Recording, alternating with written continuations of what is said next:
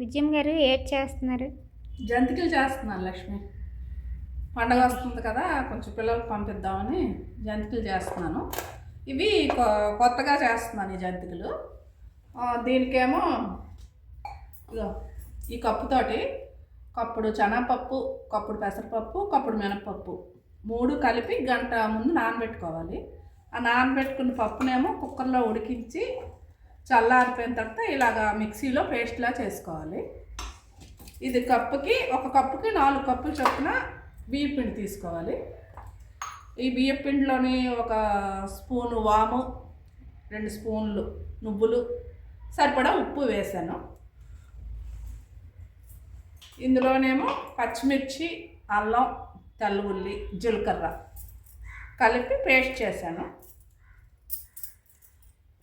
మనం పచ్చిమిర్చి ఎవరు టేస్ట్ సరిపడినంత వాళ్ళు వేసుకోవచ్చు.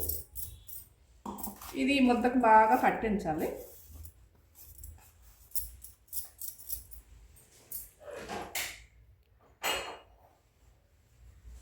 ఇందులో ఒక 2 స్పూన్లు వేడి నెయ్యి వేసుకొని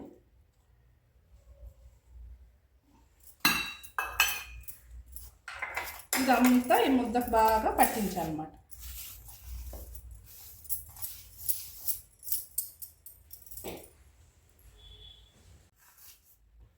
ఇలా శుభ్రంగా దీనికి నెయ్యి అంతా బాగా పట్టిన తర్వాత ఈ ముద్ద ఇందులో వేసుకొని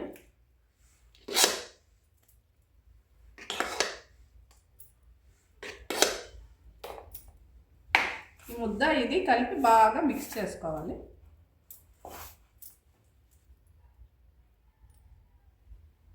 కలుపుకోవాలి. పిండిని రౌండ్లా కలుపుకొని కొంచెం మనకు కావాల్సింది ముందుకు కాస్త పెట్టుకొని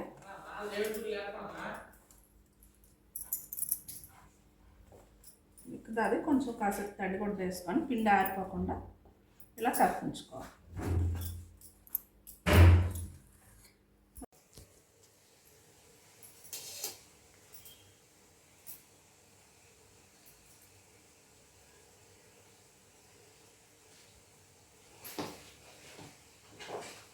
ఇదిగోండి ఇలా జంతికలన్నీ గొట్టాలు వేసుకొని చిన్న చిన్న జంతికలు అయితే ఇవి బాగుంటాయండి, టేస్టీ గొల్లగా వస్తాయి.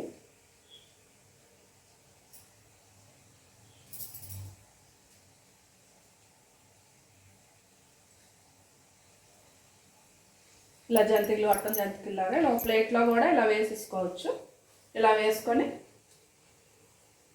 వేడి నూనెలో వేసుకొని బ్రౌన్ కలర్ వచ్చే వరకు ఫ్రై చేసుకోవాలండి. ఇదిగోండి ఇలా ఈ కలర్ వచ్చే వరకు వేయించుకొని తీసేసుకోవాలి. ఈ జంతికలు తెల్లగా ఉంటాయండి చూడడానికి, ఎరుపు రంగు రాకూడదు, వస్తే మాడిపోతాయి. కొద్దిగా మనం ఆయిల్లో వేసుకొని ఈ బుడగలు తగ్గిపోయిన వెంటనే తీసేసుకోవాలి. ఇలా వేగిన తర్వాత ఆల్రెడీ మనం ముందే నొక్కి పెట్టి ఉంచుకున్నాం కదా, ఇవన్నీ ఇలా వేసేసుకోవడం.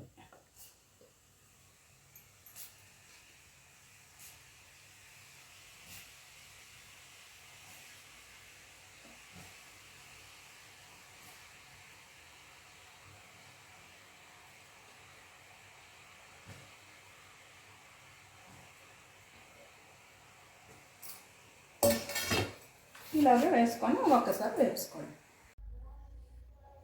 ఇదిగోండి జంతికలన్నీ రెడీ అయిపోయి చూడండి ఎంత బాగా వచ్చాయో, ఎంత క్రిస్పీగా, చూసారా ఎంత గుల్లగా ఎంత బాగా వచ్చాయో. ఇలా చక్కటి కొలతలతో చేసుకుంటే చాలా టేస్టీ అయిన జంతికలు అయితే వస్తాయండి. చాలా గుల్లగా చాలా టేస్టీగా ఉంటాయి ఈ జంతికలు. అంతేనండి.